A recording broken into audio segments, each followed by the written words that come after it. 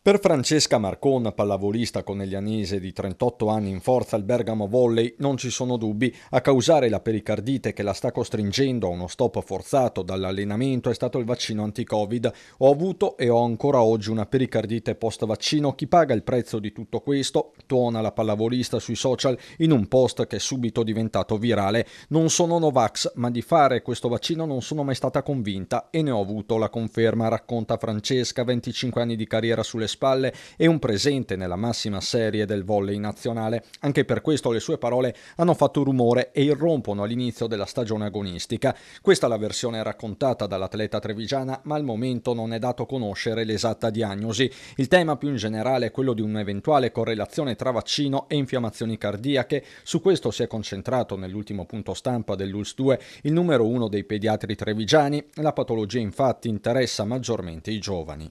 La stessa miocardite abbiamo visto che fra miocarditi e pericarditi in uno studio di cui l'ospedale Bullo Garofalo di Trieste tiene il registro ci sono stati 98 casi di miocarditi e pericarditi, cioè equivale con il numero di bambini che hanno avuto la positività al Covid circa un tasso di 150 per milione contro l'1 o 2 casi di miocardite per milione di vaccinazioni, ma di cui ancora in età pediatrica non è mai stata dimostrata la correlazione.